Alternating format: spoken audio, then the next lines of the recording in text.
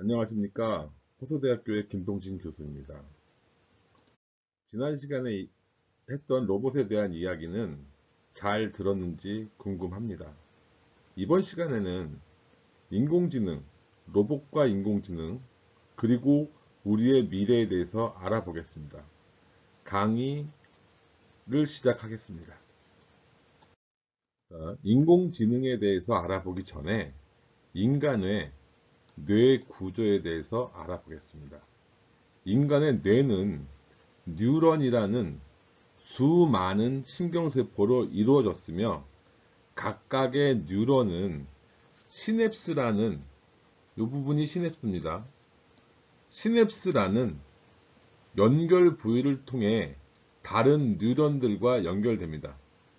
뉴런에 있는 덴드라이트, 즉 수상돌기로부터 입력받은 정보는 시냅스를 통해서 다른 뉴런으로 전기적 화학적 신호로 전달하는데, 이때 시냅스를 연결한 엑스온이라는 축상돌기를 통해 전달하게 되어 있습니다. 자, 이러한 정보 교환은 시냅스가 병렬적으로 연결되어 있어서 병렬적인 처리를 하고 있으며,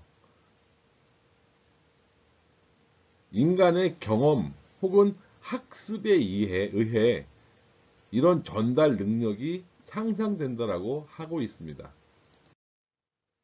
인공지능은 컴퓨터가 인간의 지능을 모방한 것을 이야기합니다.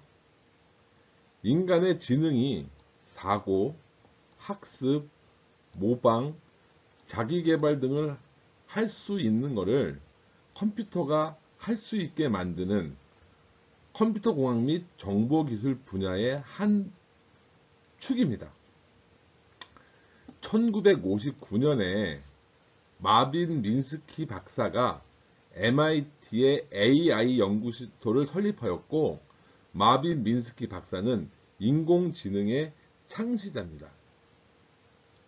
인공지능은 세 가지의 형태로 나눌 수가 있습니다.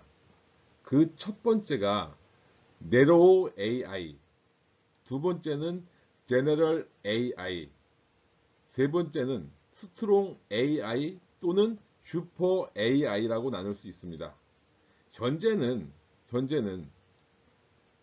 Narrow AI 정도의 수준을 갖고 있습니다.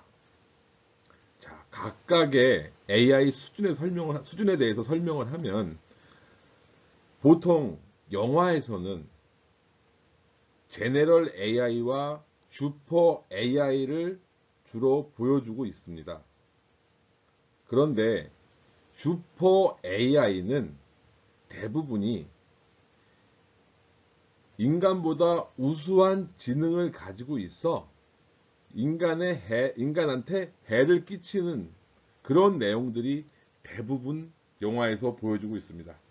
예를 들면 매트릭스에서 인류를 지배하고 있는 AI, 터미네이터 제네시스에서 이야기하고 있는 스카이넷, 이 스카이넷이 진화하여서 기계가 사람을 공격하게 되는 일이 생기는 겁니다. 또 아이로봇에서 볼 수 있는 인공지능 컴퓨터인 비키 등이 모두 슈퍼 AI입니다. 자, 두 번째로 제너럴 AI인데, 제너럴 AI는 사람과 같은 레벨을 가진 지능을 가진 AI를 이야기합니다. 인간이 하는 행동을 할 수 있고, 혹은 인간보다 더 뛰어난 능력을 갖고 있다라고 이야기할 수 있으며, 제너럴하게 모든 것을 다 할 수 있는 능력을 가지고 있어서 대화도 나눌 수 있고, 게임도 할 수 있고, 스스로 의사 결정도 할 수 있습니다. 그냥 인간과 같은 기계라고 할 수 있는 것이 제너럴 AI입니다. 마지막으로 현실에서는 모두 네로우 AI를 사용하고 있으며, 여러 가지 능력보다는 단 한 개의 능력만을 가지고 있고, 그것만 잘하면 되는 것이라고 이야기할 수 있습니다. 이것이 네로우 AI입니다. 다시 이야기하면 네로우 AI는 좁은 의미의 지능을 가지고 있다 라는 얘기고, 단 하나만 잘하는 기계라는 뜻입니다. 자, 예를 들어서 얼굴 인식 기능이 있는 컴퓨터가 있다고 하면 이 컴퓨터는 사람의 얼굴을 인식하는 기계입니다. 근데 이 컴퓨터에 사람이 아닌 다른 것들을 보여주면 인식을 할 수가 없습니다. 예를 들어서 개나 고양이를 인식시키면 인식할 수 없다는 것입니다. 이것이 좁은 의미의 인공지능입니다.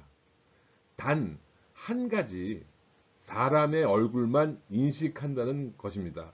그것만 잘한다는 게 네로우 AI입니다.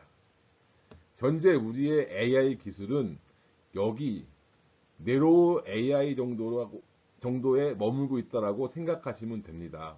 앞으로 AI 기술이 발전한다면 제너럴한 AI, 또 슈퍼 AI가 나올 수 있겠지요. 아직은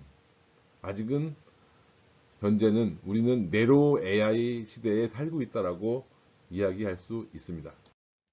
사람은 강아지와 고양이의 사진을 보면 이것은 강아지다, 이것은 고양이다 라고 구분할 수 있습니다. 그럼 컴퓨터는 구분할 수 있을까요? 컴퓨터는 개와 고양이를 구분할 수 없습니다.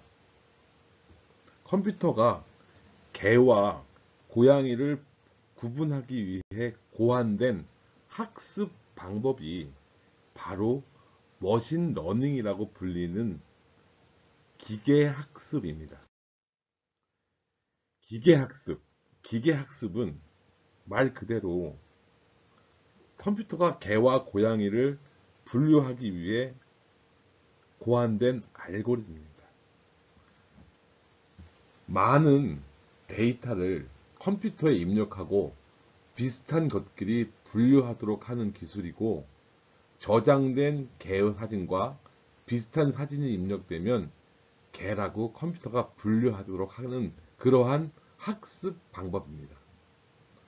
사람이 어렸을 때부터 개를 보고 고양이를 보고 경험을 했기 때문에 개와 고양이를 구분하고, 그 경험에 의해서 개 닮은 고양이도 고양이라고 인식합니다. 그러나 기계는 그렇게 할 수가 없습니다.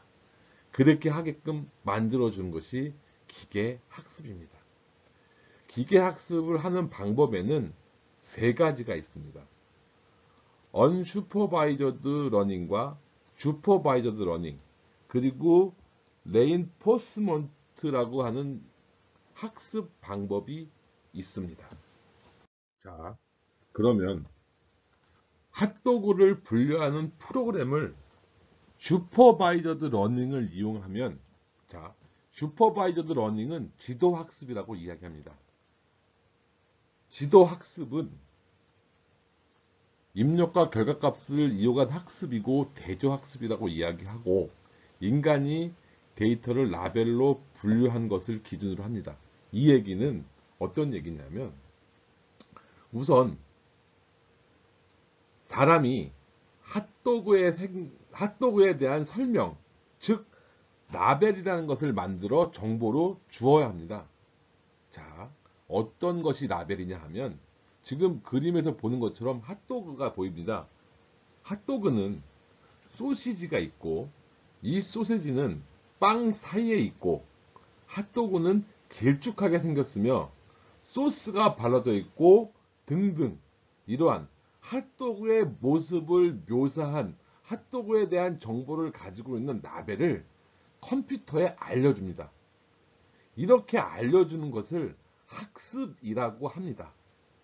그 다음 음식 사진을 컴퓨터에 보여주면 라벨로 얻어진 정보와 지금 들어온 음식을 비교해서 음식을 판단하게 됩니다.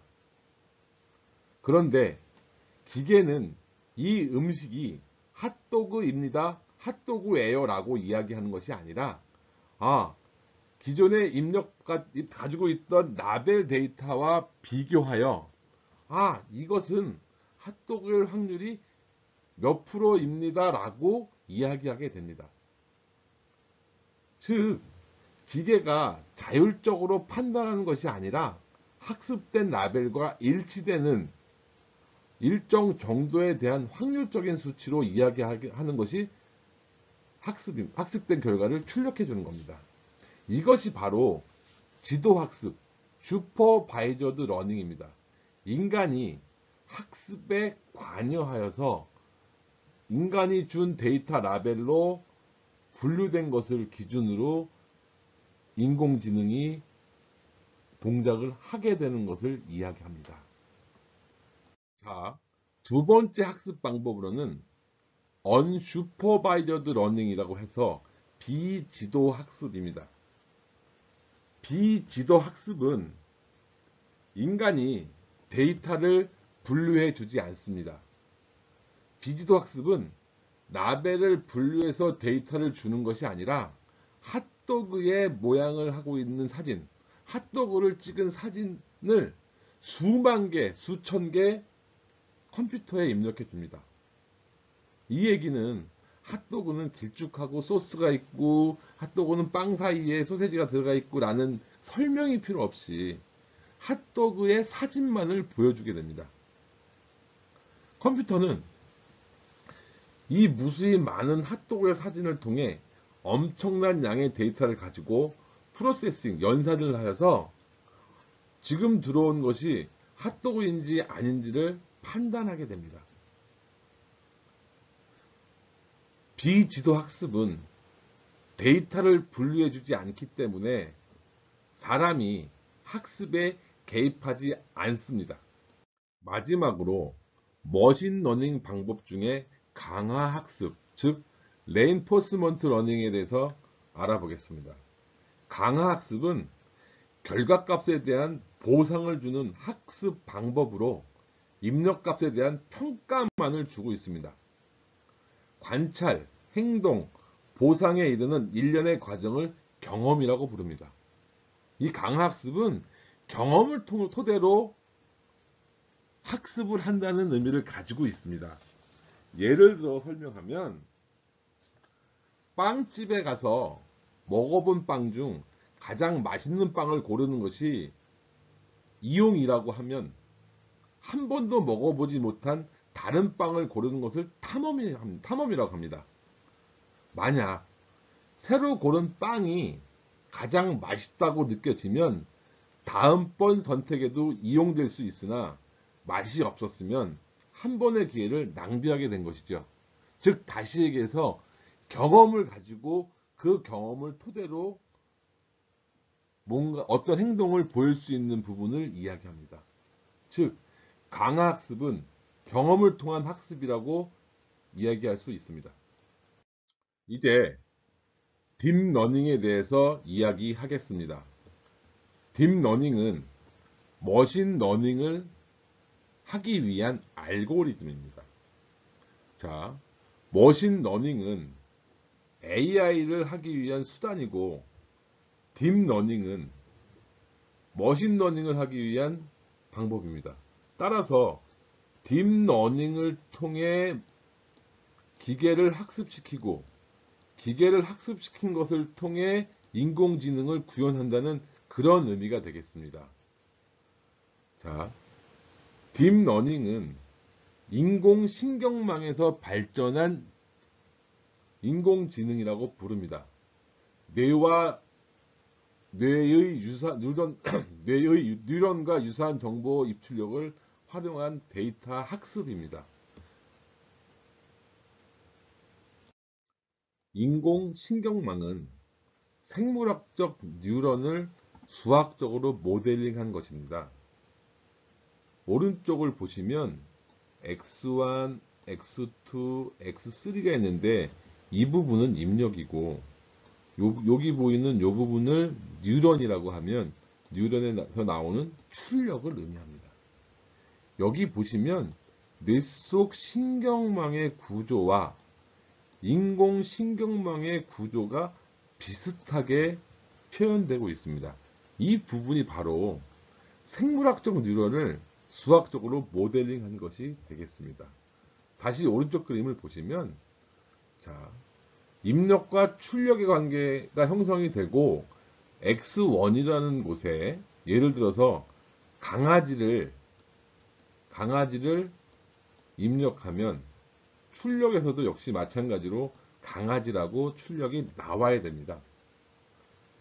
그렇게 출력하지 않으면 이 뉴런에서는 이러한 수식을 가지고 있습니다. 자, 강아지가 입력이 되면 강아지가 출력이 돼야 되는데 만약에 고양이가 출력이 됐다라고 얘기를 하면 얘는 잘못된 출력입니다. 따라서 이 뉴런 안에서는 웨이트와 바이어스, 즉 요 W는 연결 강도라고 얘기하고 요 B는 바이어스라고 얘기하는데 요 W와 B, 웨이트와 바이어스 값을 스스로 조정합니다.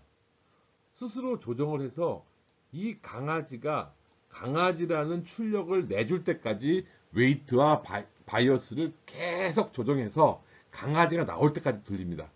그때 나온 웨이트와 바이어스 값이 결국은 학습된 결과라고 얘기하는 것이 인공신경망 알고리즘입니다. 조금 어렵죠? 조금 어렵더라도 이렇게 된다는 정도만 알고 지나가셔도 되겠습니다. 자, 중요한 얘기는 뉴런 모델은 생물학적 뉴런을 수학적으로 모델링 했다라는 것이고 입력과 출력 관계에서 어떠한 수식을 통해 이 수식을 통해 W와 B, 즉 웨이트와 바이어스 값을 찾아내는 것이 학습이고 그렇게 학습되는 것이 인공신경망의 구조다라고 생각하시면 되겠습니다. 실제 인공신경망은 상당히 복잡합니다. 인간의 뉴런이 수백, 수천 개 있듯이 인공신경망도 아래와 같은 그림처럼 굉장히 복잡합니다. 입력에서 출력으로 가는 과정이 굉장히 많은 뉴런들을 거쳐서 움직이기 때문에 굉장히 복잡하고 각각의 뉴런 간의 연결을 하기 위해서 웨이트 값과 바이어스 값들을 필요로 하고 있고 그런 아주 많은 바이어스 값과 웨이트 값이 있기 때문에 그 데이터를 처리하기 위한 고성능의 프로세서도 필요하고 있습니다. 인공신경망으로 학습을 하기 위해서는 많은 데이터를 처리하기 때문에 고성능 프로세서가 필요합니다. 현재 컴퓨터에서 사용되는 CPU보다 더 빠른 연산이 필요하고 그렇기 때문에 현재 CPU에 직렬 처리되는 구조에서 병렬 처리 구조를 가진 GPU가 등장하게 됩니다.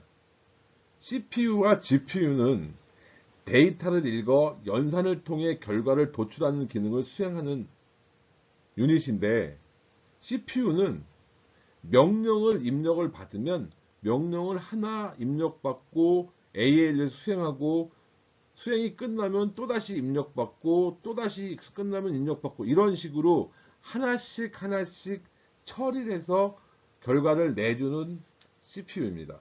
그리고 CPU 내부에 캐시 메모리가 차지하는 비중이 커서 연산장치인 ALU가 가질 수 있는 공간이 적습니다. 그러나 GPU는 명령어를 동시에 처리하기 위한 특별한 병렬 구조를 가지고 있어 캐시 메모리의 비중이 크지 않습니다. 따라서 ALU의 개수가 굉장히 많습니다. 자, 병렬 처리 구조를 얘기를 하면 명령어가 들어오면 한 번에 각각의 캐시 부분으로 입력이 되면 막바로 ALU를 통해서 명령을 처리를 하게 됩니다. 이러한 구조가 병렬 구조입니다. 하나씩 들어가는 구조를 직렬이라고 얘기하면 한 번에 여러 개를 통째로 처리할 수 있는 구조를 병렬 처리 구조라고 얘기합니다. GPU는 한 개의 코어에 수백에서 수천 개의 ALU 연산 장치가 장착되어 있습니다. 참고로 우리가 알고 있는 알파고는 1920개의 CPU와 280개의 GPU의 조합으로 이루어져 있었습니다. 자, GPU의 특징을 가장 잘 설명하기 위해서 실험을 한 영상이 있습니다. 병렬 처리를 통해 매우 빠르게 영상을 처리할 수 있는데 영상을 보시고 이야기하겠습니다. Alright, I introduced to you Leonardo, and he's going to paint a picture for you guys in the way that a CPU might do it, as a series of discrete actions performed sequentially, one after the other. In 3, 2, 1. Let me speed it up.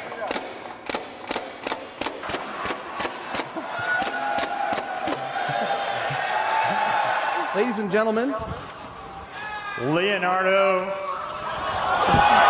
2.0.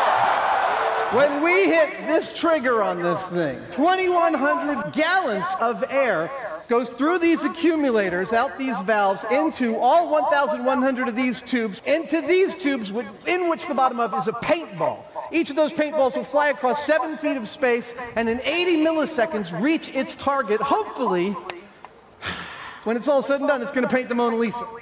GPU painting demonstration. Yep. In 10, 9, 8, 7, 6, 5, 4, 3, 2, 1.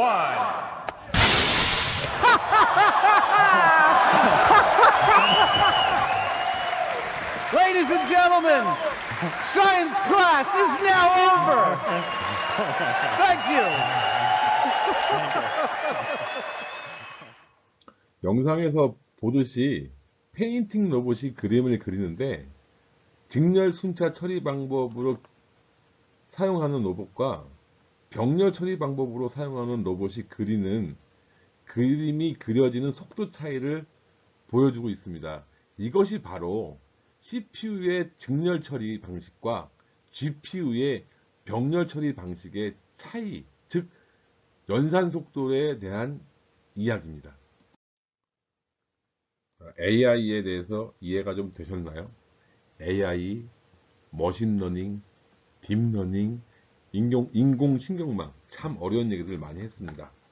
자, 이제 로봇과 AI에 대해서 설명하겠습니다. 먼저 영상을 먼저 보시죠. 지금 보고 있는 영상은 KT 인공지능 상담사인 K봇이라고 하는 것입니다. 이 K봇을 일반 사람들은 챗봇이라는 이야기로 불리고 있습니다. 챗봇은 과연 무엇일까요? 지금 이 동영상에서는 모바일 데이터의 사용량을 확인하기 위해 챗봇인 K봇과 대화를 하고 있는 것입니다. 사람하고 대화를 하지 않고 컴퓨터와 나와 대화를 통해서 지금 이야기를 하고 있는 것이지요. 지금 이 채팅창을 통해서 계속해서 대화를 하면서 내가 필요한 정보들을 얻는 것입니다. 여기서 질문 하나 하겠습니다. 챗봇은 과연 로봇일까요? 결과적으로 얘기하면 챗봇은 결코 로봇이 아닙니다. 다시 한번 말씀드리면 챗봇은 로봇이 아닙니다. 많은 사람들이 인공지능과 로봇을 같은 범주다라고 이야기하고 있습니다. 그래서 챗봇, 채팅 로봇을 로봇이라고 알고 있는 분들이 많습니다. 그러나 챗봇은 인공지능이지 로봇은 아닙니다. 왜냐하면 소프트웨어 로봇은 실제 로봇이 아니고 컴퓨터 내에서만 존재하는 프로그램인 것입니다. 따라서 챗봇은 로봇이 아닌 인공지능입니다. 자, 로봇과 AI의 차이점을 보면 아래 그림을 보시면 알 수 있을 것입니다.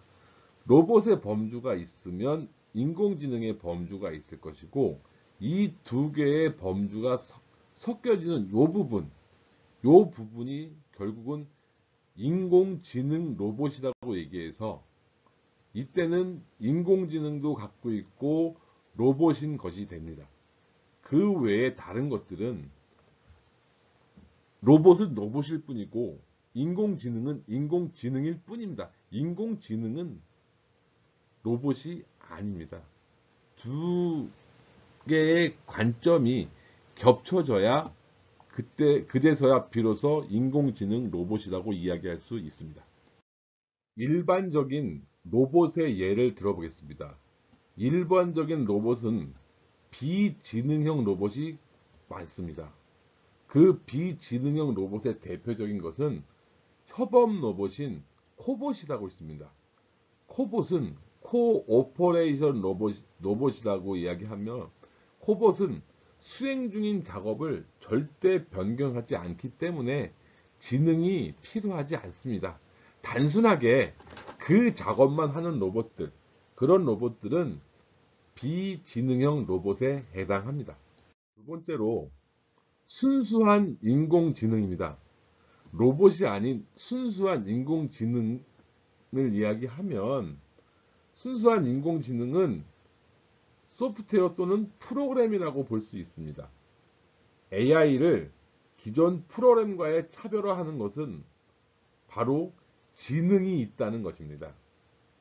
AI 프로그램은 일정 수준의 인간의 지능을 모방하고 있습니다.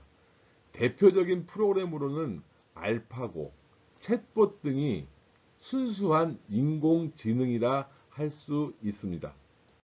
인공지능 로봇은 인공지능과 로봇의 교집합 부분에 해당하는 것입니다. AI 프로그램에 의해서 제어되는 로봇을 이야기합니다. 이러한 로봇의 대체적인 예로는 무인 항공기가 배터리 부족할 때 자동 항법으로 집으로 돌아가는 드론이라든지, 도로에서 잠재적인 위험을 감지하고 피하는 자율주행 자동차라든지, 또한 현재 개발되어 있는 휴머노이드 로봇들, 노래를 하거나 혹은 춤을 추거나 아니면 악기를 연주한다든지, 이러한 로봇들은 지능을 가지고 있는 인공지능 로봇입니다. 자, 로봇이 진화하고 인공지능이 발달하게 됨에 따라 우리의 미래는 크게 바뀔 것입니다. 그 중에 하나가 많은 학자들이 예상하는 미래 중 로봇과 AI 분야의 발전으로 크게 세 가지의 변화가 온다라고 예측하고 있습니다. 그 첫 번째로는 완벽한 자율주행을 꼽고 있습니다. 이 완벽한 자율주행은 인공지능으로 인해서 한 차원 높아지는 자율주행이라고 하겠고, 이러한 자율주행이야말로 미래 기술의 종착지다라고 이야기합니다. 향후 10년 후 완전 자율주행이 실현되고 40년 후에는 전면적인 활용 단계에 돌입한다라고 예측하고 있습니다. 우스꽝소리로 운전이 법적으로 금지될 수 있다라는 예상도 하고 있다라고 합니다. 두 번째로 강한 인공지능의 구현입니다. 미래는 두뇌 수준이 국가 경쟁력을 만들 것이라고 예측하고 있습니다. AI가 AI를 만드는 세상, 인공지능이 사람과 같아지는 세상, 인공지능이 사람을 능가하는 세상이 올 거라고 예측하고 있습니다. 영화 바이센티널맨에서는 지능을 가지는 로봇이 스스로 진화하여 기계의 모습에서 인간의 모습으로 변화하고 인간처럼 생활하는 모습을 보여주고 있습니다. 거기에는 지금 여기서 그 사진에서 보는 것처럼 초기에 이런 로봇이 스스로 자기 모습들을 바꾸고 진화해서 이런 형태로 변화됩니다. 그리고 이 로봇은 죽음도 맞이하게 됩니다. 현재 로봇이 시민권을 획득하는 세상이고 로봇이 취업을 하는 세상입니다. 앞으로의 강한 인공지능의 구현이 AI가 또 다른 AI를 만드는 그러한 세계가 올 수 있을 것입니다. 마지막으로 1인 1가구 로봇 시대가 열릴 것입니다. 반려동물이 아닌 로봇이 가정의 필수품이 되는 세상이 올 거라고 예측하고 있습니다. 사진에서 보듯이 가사를 도와주거나 청소를 하거나 세탁을 하거나 아니면 음식을 만들거나 이러한 가사를 도와주는 로봇들, 이제는 가정의 필수품이 될 것입니다. 이런 로봇들이 세탁기나 냉장고 같이 가정의 필수품이 되는 시대가 우리의 미래에 다가올 것입니다. 지금까지 로봇과 AI를 정의하고 우리의 미래에 대해서 이야기하였습니다. 대면으로 하는 수업이 아니기 때문에 여러분들의 반응을 알 수가 없네요. 재미가 있었는지 지루했는지 알 수가 없지만 그래도 제 강의가 여러분들께 도움이 되었으면 좋겠습니다. 모두 수고하셨습니다. 감사합니다.